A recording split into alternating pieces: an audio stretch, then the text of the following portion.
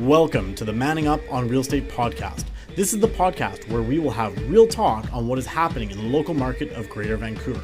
Here we'll discuss the news, strategies, and interviews to help you man up on your real estate career. I'm your host, Cameron Manning. All right. Thank you, listeners, for coming back to the Manning Up on Real Estate podcast. We're bringing you guys another episode in the Corona Chronicles series, talking to people that will help you either up your game during this Corona time or help you guys keep your portfolios under wraps so that way you guys are making sure you're Corona proofing everything and growing your portfolio at the end of the day when you come out of this pandemic. So I'm really excited here. You've heard her before, you know her story, but we've got her back here on the podcast. I have Kelly Fry. Kelly, welcome to the podcast. Hey, Cameron, it's great to be here. So Kelly, I mean, we're definitely in some interesting times here, just both as investors and realtors, eh? Definitely. I mean, we've had to reinvent ourselves as realtors, that's for sure. But whenever there's challenging times, there's great opportunity for investment and great innovation that happens. Absolutely. Now, we just recently hosted an event. It was actually last night as we're recording this. And we had about 60 investors or so on the, just a little over 60 on the event. And we were kind of talking about some of the reports that have been coming out with the impact that COVID-19 is going to have in terms of BC real estate. So I wanted maybe if you could touch a little bit about what we discussed last night, what the impacts of COVID-19 is going to have in regards to real estate sales, prices, everything like that. Well, we sort of modeled this recession after three other recessions that have happened in BC. One in 1981, one in 1990-92, 2008 to 9, of course. And this will be another recession. However, it began, we figure, in about February, and we sort of paralleled the comparison to what happens to real estate after those type of events. Yes, there is a sudden decline in sales that could be significant, potentially 30%. But as I mentioned last night, we've just come off of 9 months straight of huge volume increases. March, in fact, even with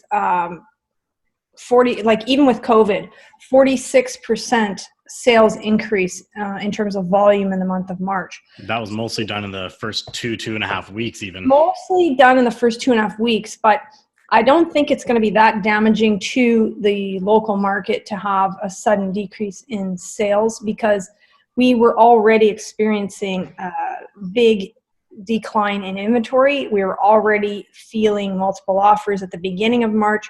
So I don't think it's going to be too big of an impact over several months.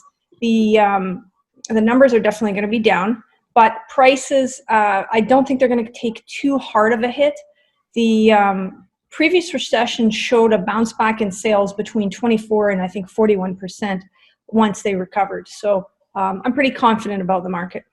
And the other thing that we kind of were discussing yesterday too was the impact of social distancing is not going to necessarily mirror exactly what happens in traditional recessions. If we weren't practicing social distancing, we could definitely see a spike in inventory once everything kind of really hits. We were kind of anticipating May, June, but because of social distancing, that spike in inventory is estimated to be almost half or less than half of what would happen in a traditional recession anyways. So we're not necessarily going to get that huge spike in inventory that we would normally get that would then potentially drive prices down anyways, right? Well, yes. And I mean, the logical increase in listings would be from distressed sellers who had lost their jobs. But I mean, the Canadian government has done so much to give benefits to people and help businesses with subsidies. And then the mortgage deferrals being the biggest one. People might have had to sell in distress because they were behind on their payments, but now they're going to be okay for 3 to 6 months with the mortgage deferral. So I don't think we're going to see the big distress sales where people are dumping listings. Absolutely. And then the other big impact too is the government's been really on top of it with the banks, keeping interest rates low. I mean, we've seen some bouncing around over the last month, but for the most part, interest rates have been kept quite low. So again, as we come out of this kind of quarantine time and into the opportunity where people can really get back out there, with inventory maybe not spiking as high and interest rates being low, we're going to have a pent up demand that could then again spur on those sales, increasing the amount of sales that are happening, as well as decreasing that amount of supply, creating that pressure in the market we were already seeing prior to COVID as well.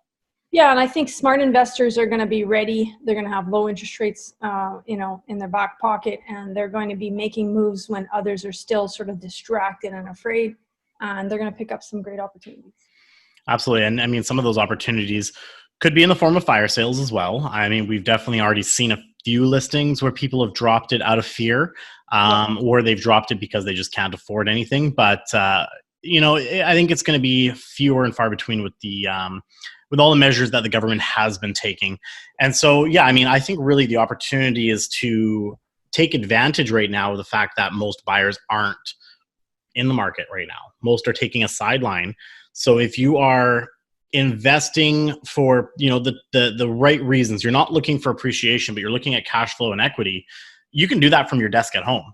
Yeah. Right? You can analyze properties all day long, and then you can write those offers all day long, subject to viewing. And really, the only reason you'd go and view a rental property is just to verify it's what's being marketed, right? Yeah. That there's no major renovations needed or anything like that.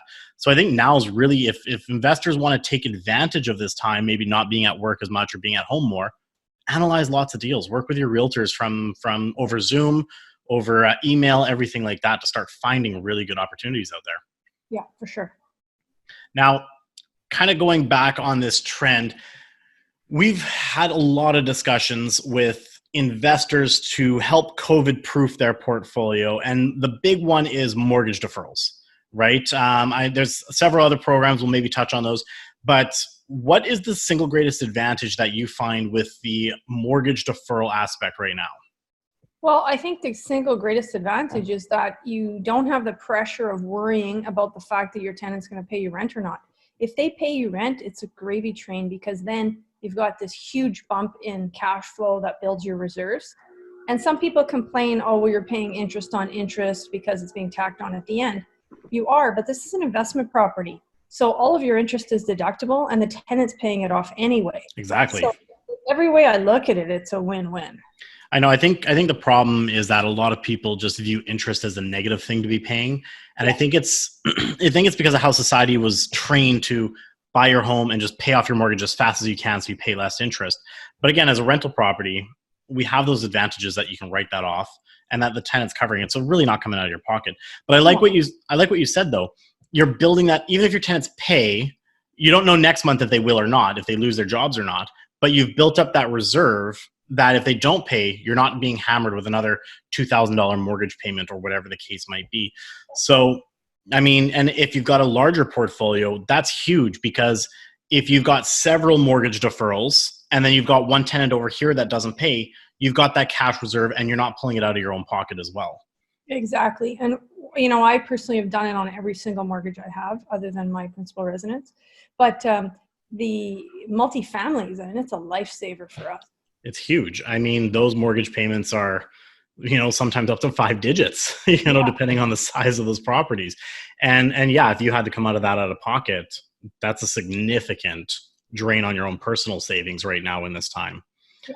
So mortgage deferrals, if you guys are listening, I know there's a lot of different thought processes on here, but if you're coming from the investment standpoint, think about it logically that yes, you're going to have to pay interest on interest, but again, it's a tax deductible expense and you've got tenants that are paying for it. So really it makes total sense to defer those mortgages, build up your cash reserves, and just keep your properties up and running. Because the worst thing right now is, one, a tenant that doesn't pay rent, that one, you can't evict. In every province across Canada, there's no evictions allowed for non-payment of rent. So if you can't evict them and they're not paying rent and you're still paying a mortgage, you're SOL. You're really in a hard position. A couple of the other programs we'll just maybe touch on. BC, I think so far, I haven't looked recently, but BC was one of the first, at least, that launched a tenant assistance program, right? Maybe you want to touch a little bit on that for us. Well, I mean, I don't know a lot about it other than I've had 2 of my tenants send me the request for the landlord information that needs to be submitted with the approval. What I've been told is that it's only $300. So I was kind of disappointed that it's so low for the tenants, because it doesn't cover much in an expensive market like ours relative to what the Alberta government is giving out. But it is meant to assist them with meeting their mortgage payments. I mean, their rental payments. Yeah. Yeah. So essentially what I understand, they'll give up to $500 depending on the rental amount that people pay. But it has more to do with the number of people in the household. Yeah. And they will pay it direct to the landlord, but the tenants are still responsible for the difference. So yeah. It doesn't give them the opportunity to not pay the rent then. It's just to help make it so that their rent payments are a little bit less, so they're not paying out of pocket near as much during this time. So again, even though it's not much, I highly recommend that if you do have tenants that are in positions that, you know, it's better to have them on a program like that than to not pay rent at all either, right? So give those options to your tenant. Again, one little thing you can do to make it look like you are definitely working with your tenants to make everything easier, right? And I think that's the key too, is working with your tenants at this time, being in open communication with them. If you guys are just ignoring them, they're going to be the first ones to say, well, you know what, I haven't heard from my landlord, I'm just not going to pay rent, right? And I've tried to be innovative with them too. I've offered them taking credit card payments because I do have Square on my phone. Whatever I can do to sort of make it work for both of us. Absolutely. So you got to be, they're your number one client at the end of the day, right? As a landlord. So you need to treat them like a client, not just a tenant. So that way they stay on side with their rent and you're not ending up into some sort of a dispute at the end of all this. That's right. And because we were actually talking with Jim Garnett of the Canadian Tenant Inspection Services last night, he was talking about that if you do have to get rid of a tenant, one, you can't do it until after the COVID crisis has been lifted from the ministry. But at the same time, it could take another additional 2 months to get a tenant out. So you'd be looking at a long time disputing with a tenant and not getting rent. So now, kind of moving into another topic about things you can do to COVID-proof your portfolio. I wanted to talk a little bit about one of the strategies that you've been taking on. Now, we've been talking about this strategy for well over a year now, and it's been a great strategy in a regular market for you, but it's been an incredible strategy since COVID started, and that's the Air Bnbs. Yes, my favorite topic.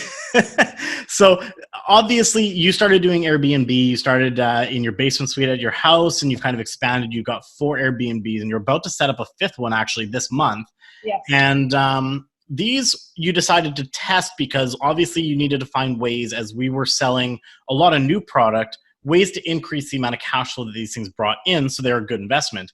So as you were testing them, next thing you know, you found that the cash flow in a regular market was incredible for you. Like, let's not even talk about COVID yet. Let's talk about some of the numbers you're getting. Now, let's talk about Maple Ridge, because that's a new product that you have.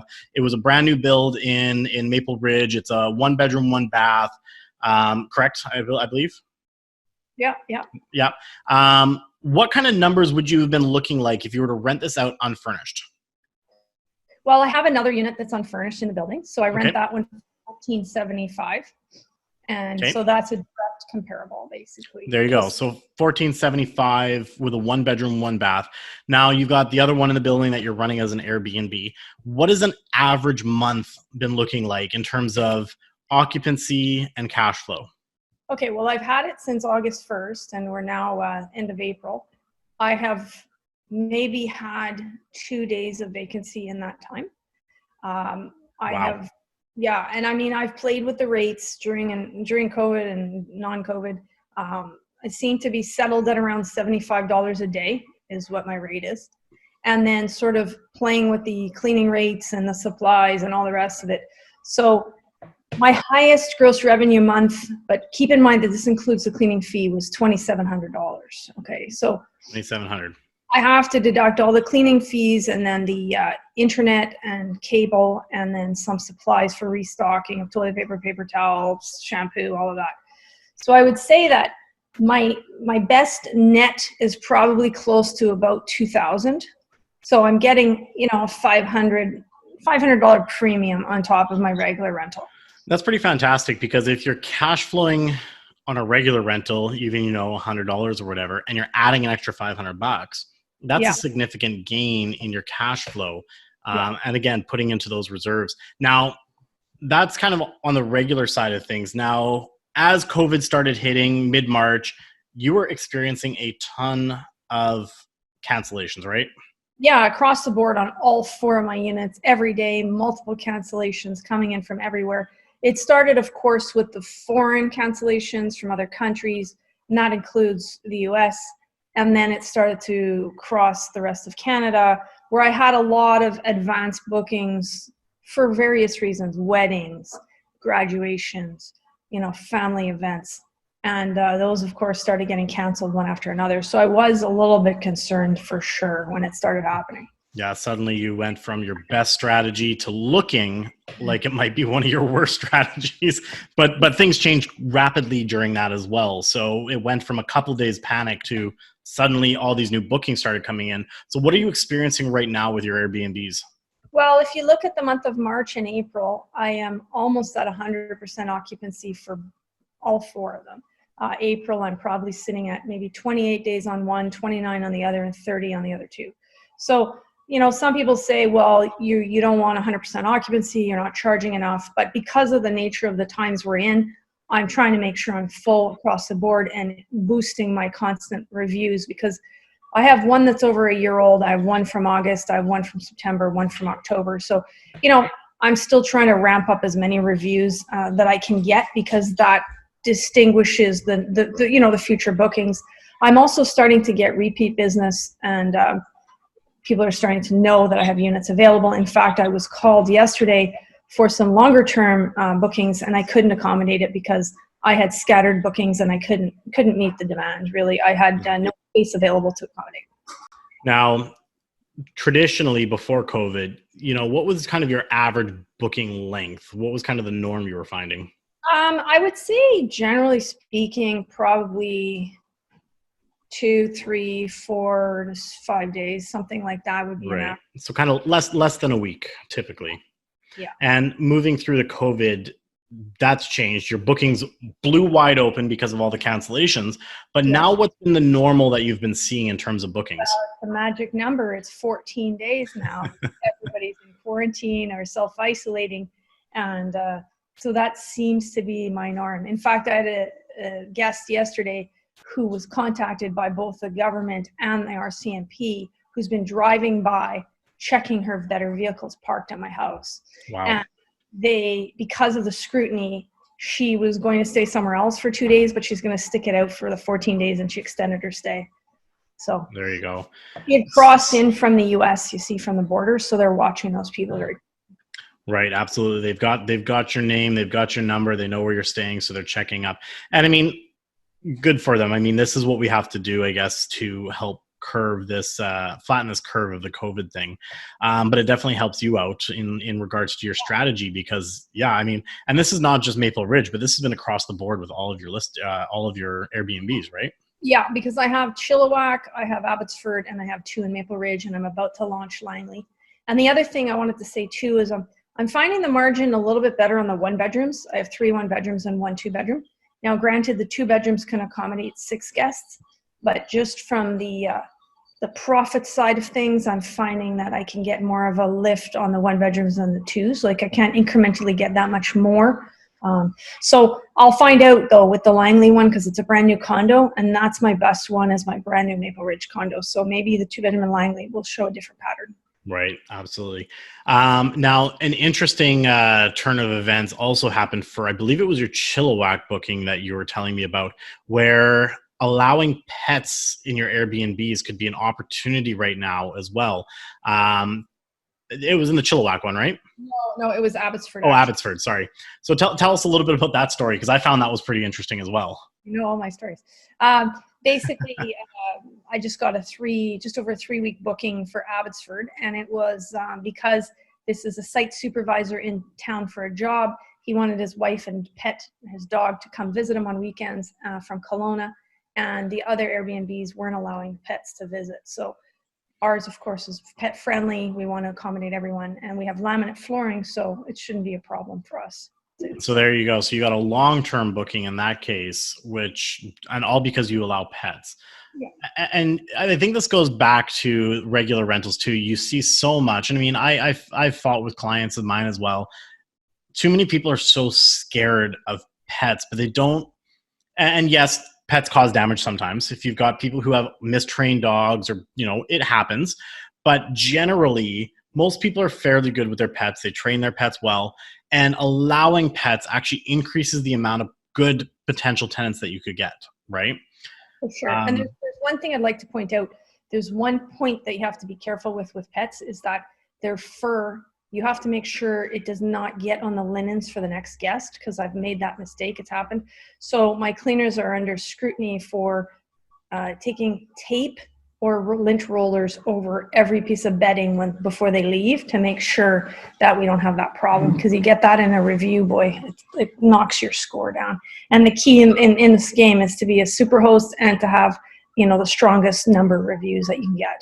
Right. So right now, Kelly, if you don't mind divulging it, what are we sitting at? I know you're a super host. What's your review sitting at in terms of, it's a 5-star program, right? Yeah, I think I have one at about 4.88, one at 4.9, one at 4.78, and then one with the pet problem with the fur. I'm still boosting it up, so I'm up to probably 4.53, and that's the one that's the sore spot that I'm working on.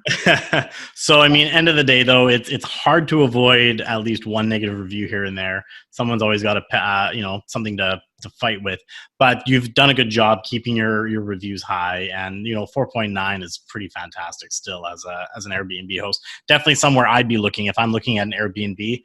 I'm looking at those 4 pluses for sure. So that definitely is good.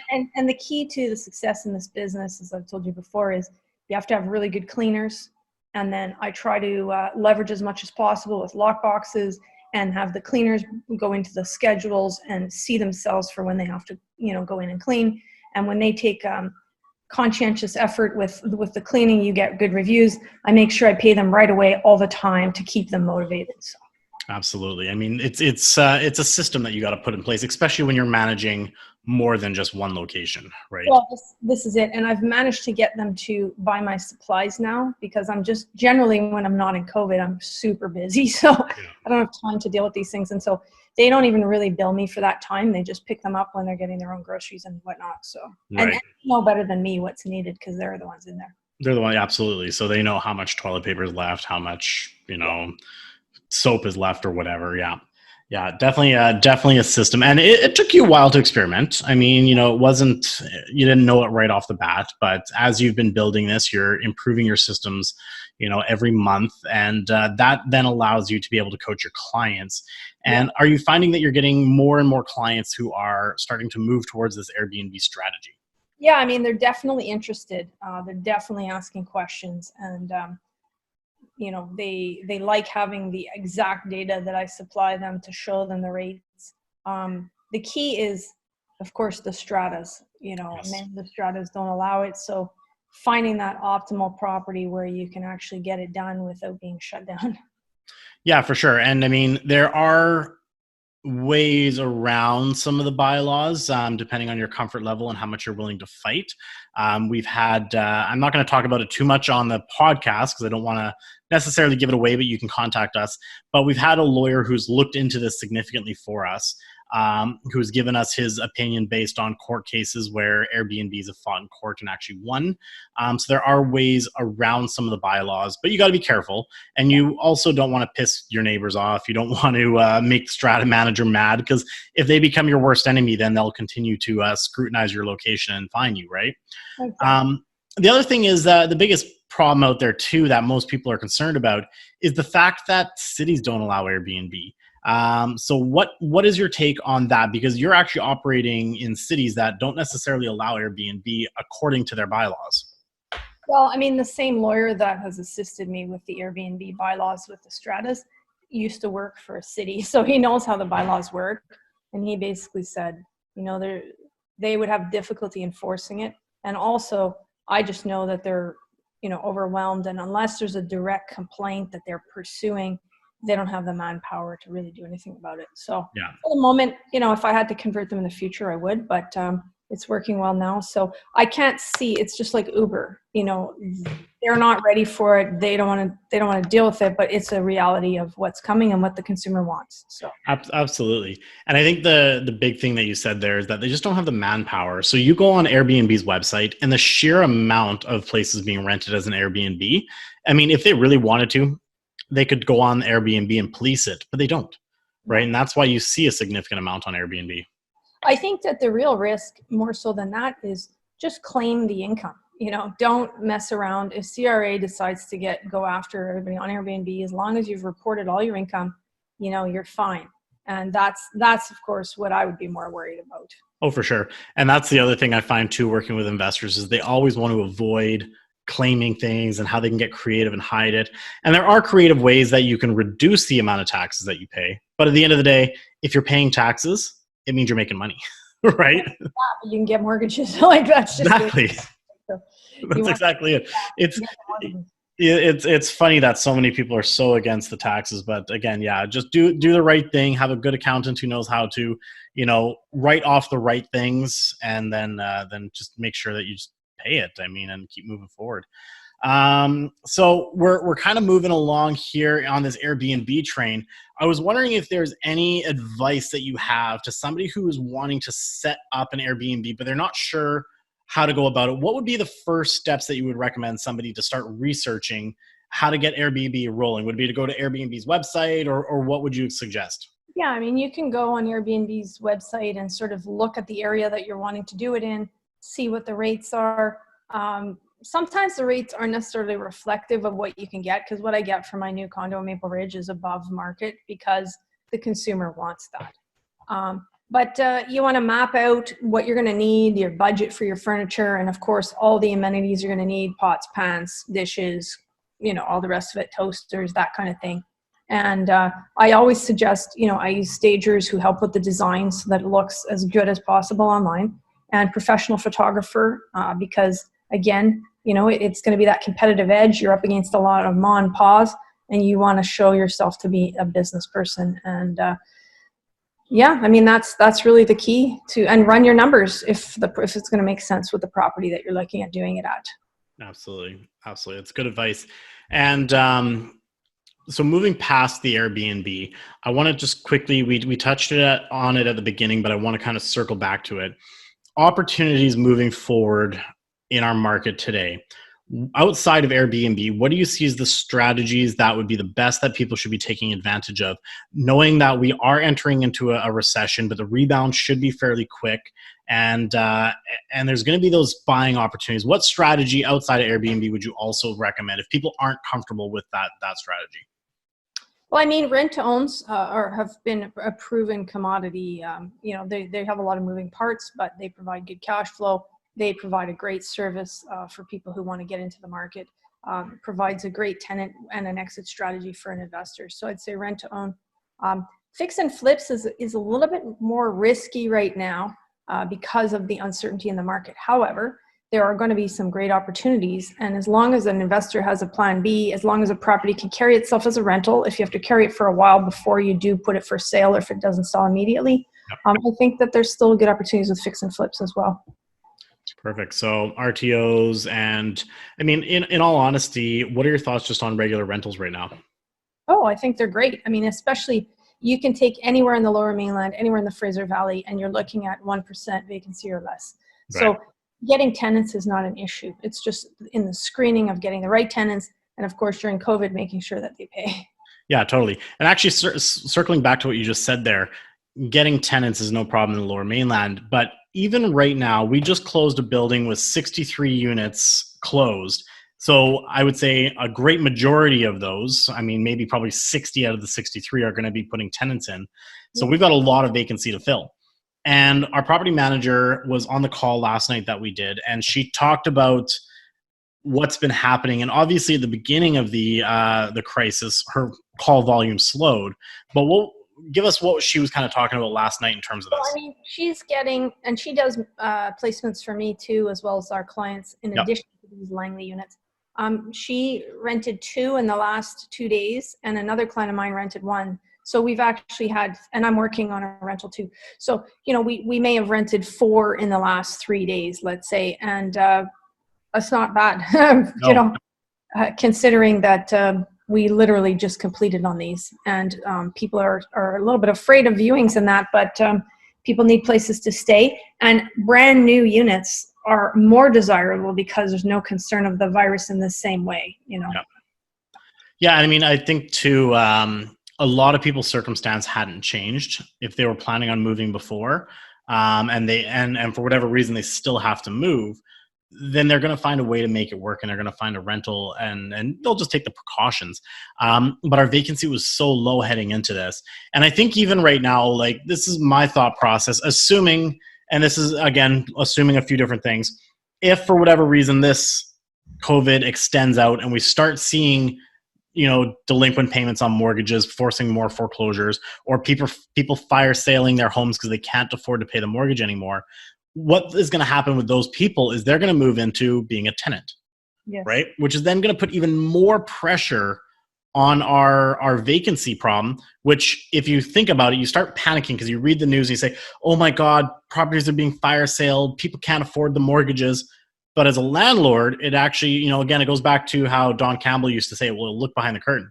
As a landlord, we say, wow, there's going to be a lot more tenants that are going to be in the market for rental properties. Maybe I should buy a couple more rentals, get a fire sale property and rent it out.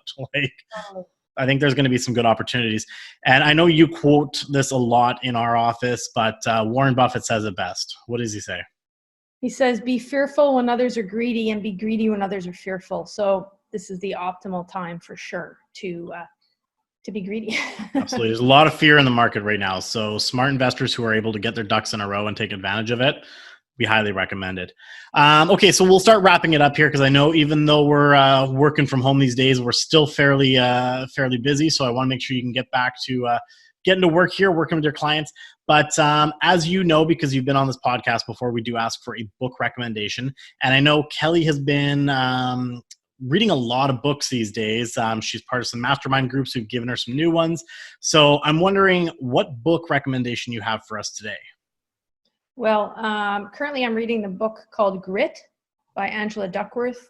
I find it to be quite excellent. I've read quite a few books in the last few months, but my all-time favorite is Can't Hurt Me by David Goggins. I've probably said that before. So yeah, this would be sort of my 2 recommendations at the moment. And I'm about to read The Enlightened Gardener. The Enlightened Gardener, Grit, and Can't Hurt Me. So we got hit with a triple threat there, guys. So take a look at those books. During COVID-19, during the pandemic, while you're in self-isolation, now is a great time to be taking advantage of reading more books. If you're like Kelly or I, we're a big fan of Audible. So you can go on and listen to the books. And some of the books, especially when they're narrated from the authors, you get a little bit more of that passion in it. It really changes the dynamic of that book. And again, it's taking advantage of this time, not necessarily just couch surfing and doing all these other, watching TV and playing video games, but leveling up through books, through education. Again, the fact that you're listening to this podcast already tells me that you're in that frame of mind. So I do thank you guys for tuning in. Again, another great episode here in the Corona Chronicles. We're going to keep bringing these interviews for you guys so you can keep learning new strategies and ways that you can corona-proof your portfolio as well as grow during this time. So when this all lightens up, you're able to come out guns a-blazing and really build your long-term wealth. Kelly, I do appreciate having you on the podcast again. I know that the last time I had you on, it was one of our most popular episodes, one of our most listened to episodes. And then your husband came on and actually dethroned you. So just maybe we can take back that throne from Pete. So, a little bit of friendly competition while you guys are stuck in the house together.